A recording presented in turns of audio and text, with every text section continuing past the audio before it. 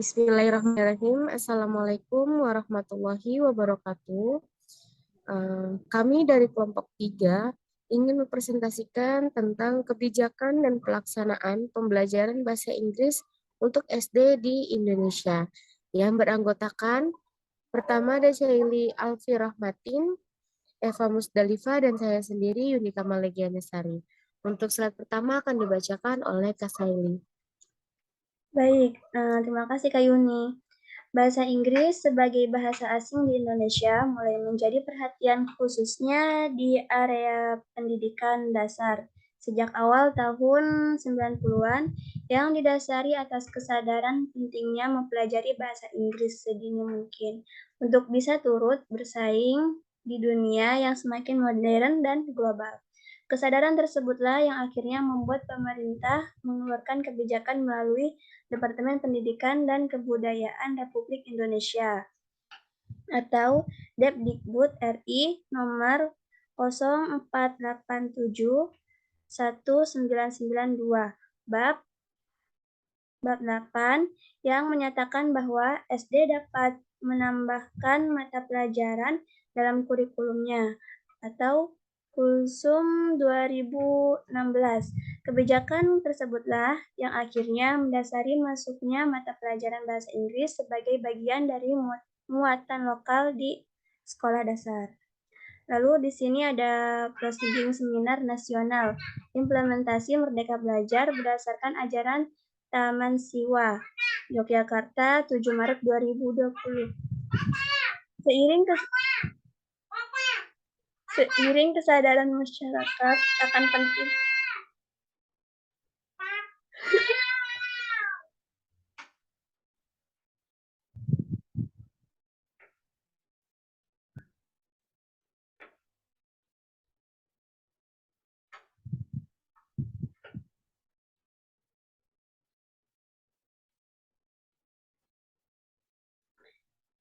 Seiring kesadaran masyarakat akan pentingnya bahasa Inggris, banyak sekolah dasar akhirnya menambahkan bahasa Inggris sebagai mulok. Dengan adanya program mulok, diharapkan siswa lulusan sekolah dasar yang tidak melanjutkan sekolah mempunyai bekal keterampilan lebih berupa bahasa Inggris yang bahasa asing yang bisa digunakan untuk mencari nafkah. Sutarsya 2017. Lalu pada praktiknya, penambahan mulok bahasa Inggris bisa diberikan di SD selama sekolah menganggap penambahan mulok tersebut relevan dan sesuai dengan keadaan sekitar, serta sekolah mampu menyediakan fasilitas yang diperlukan terkait dengan material pembelajaran dan guru untuk mendukung pembelajaran bahasa Inggris di sekolah tersebut. Zain 2017. Hal ini sesuai dengan pasal 14 Peraturan Pemerintah Nomor 28 1990 ayat 3 yang secara eksplisit menyebutkan bahwa pendidikan dasar dapat menjabarkan dan atau menambahkan bahan kajian dari mata pelajaran yang disesuaikan dengan kebutuhan setempat. Peraturan-peraturan inilah yang mendasari mulai diterapkannya mulok bahasa Inggris di sekolah dasar. Lalu pada perkembangan selanjutnya, mulok bahasa Inggris untuk sekolah dasar semakin diakui dengan disebutkan dalam kurikulum tingkat Satuan Pendidikan atau KTSP tahun 2006. Dengan KTSP, hampir semua sekolah dasar di Indonesia memasukkan bahasa Inggris sebagai mulok. Bahkan yang pada awalnya bahasa Inggris hanya diajarkan di kelas 4 sampai 6 menjadi diajarkan di semua kelas mulai dari kelas 1. Baik, untuk selanjutnya dibacakan oleh Kak Yuni.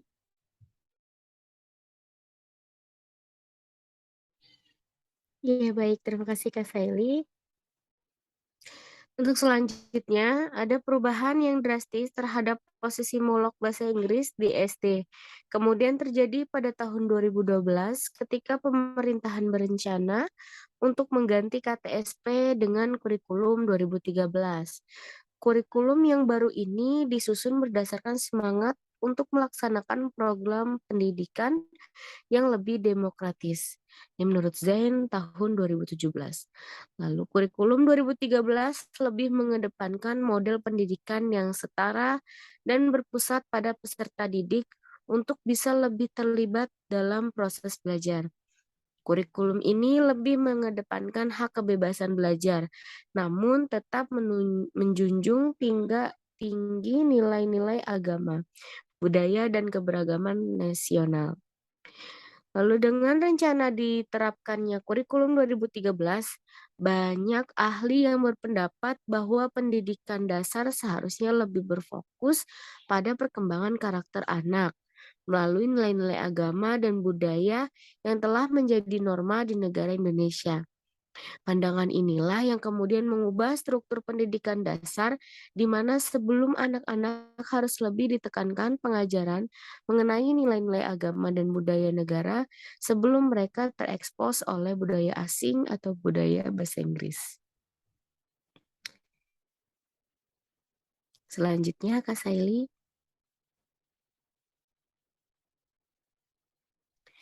Pada tahun 2014, Kementerian Pendidikan melakukan revisi terhadap kurikulum 2013 untuk memperbaiki kurikulum yang berlaku, di mana kurikulum tetap diberlakukan pada sekolah-sekolah model. Sementara bagi sekolah-sekolah yang belum siap secara struktur dan sumber daya dapat menerapkan KTSP sebagai panduan pengajaran. Dengan situasi demikian, sekolah yang menggunakan KTSP masih memasukkan bahasa Inggris sebagai mulok. Pun bagi beberapa sekolah yang sudah menerapkan kurikulum 13, tetap memasukkan bahasa Inggris sebagai mulok. Lantas, bagaimana dengan perangkat pembelajaran yang digunakan? Bagaimana penerapan mulok bahasa Inggris pada kurikulum 2013? Dengan berlatar belakang permasalahan tersebut, penelitian ini bertujuan untuk mengetahui implementasi mata pelajaran bahasa Inggris dalam kurikulum 2013. Implementasi mata pelajaran bahasa Inggris di SDN Banjar Anyar.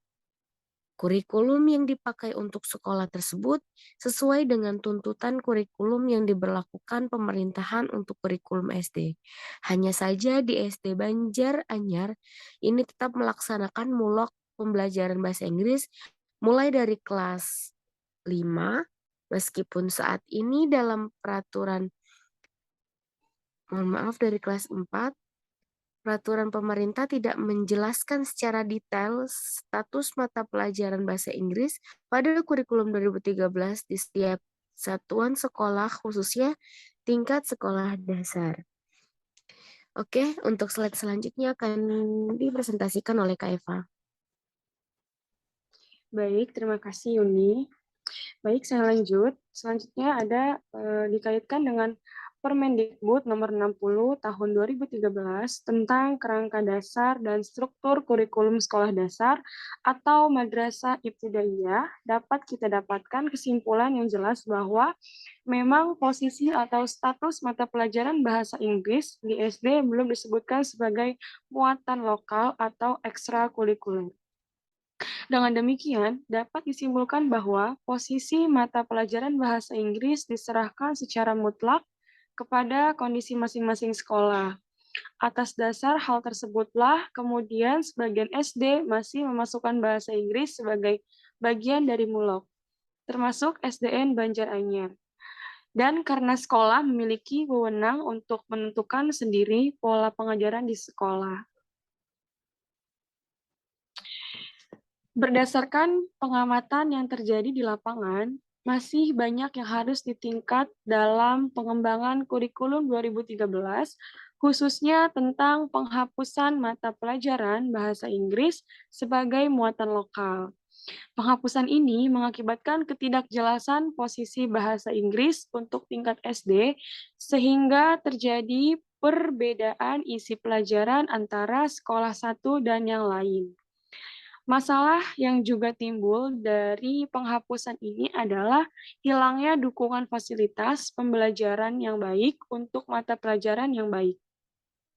Guru tidak memiliki buku panduan yang berkualitas baik sehingga mengakibatkan kurangnya input pelajaran yang baik bagi para siswa. Pengembangan kurikulum 2013 yang memperhatikan kondisi peserta didik dan guru serta yang sesuai dengan kebutuhan kemajuan zaman sekarang menjadi sangat penting sehingga kurikulum pendidikan menjadi benar-benar efektif dan membawa dampak yang positif khususnya bagi siswa dan dunia pendidikan yang lebih baik.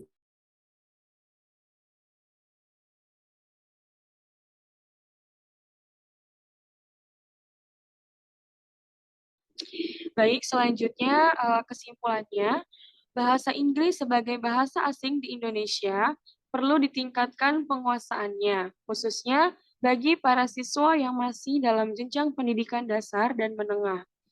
Penghapusan pelajaran bahasa Inggris pada jenjang pendidikan dasar menjadi kurang tepat karena di dunia di dunia yang sudah semakin terglobalisasi ini, penguasaan terhadap bahasa Inggris menjadi sangat penting untuk bisa bersaing dengan masyarakat dunia. Oleh karena itu, pembelajaran bahasa Inggris sedini mungkin menjadi penting untuk membekali siswa tingkat dasar agar memiliki dasar bahasa Inggris untuk belajar di tingkat pendidikan yang lebih tinggi. Baik, selanjutnya akan dilanjutkan oleh Yuni. Baik, terima kasih Kak Eva. Terima kasih juga Kak Saili untuk presentasinya hari ini. Ya, selesai sudah untuk presentasi kita mengenai pembelajaran tentang perbedaan kurikulum 2013 dengan KTSP. Kurang lebihnya mohon maaf. Wabillahi taufiq wal hidayah. Wassalamualaikum warahmatullahi wabarakatuh.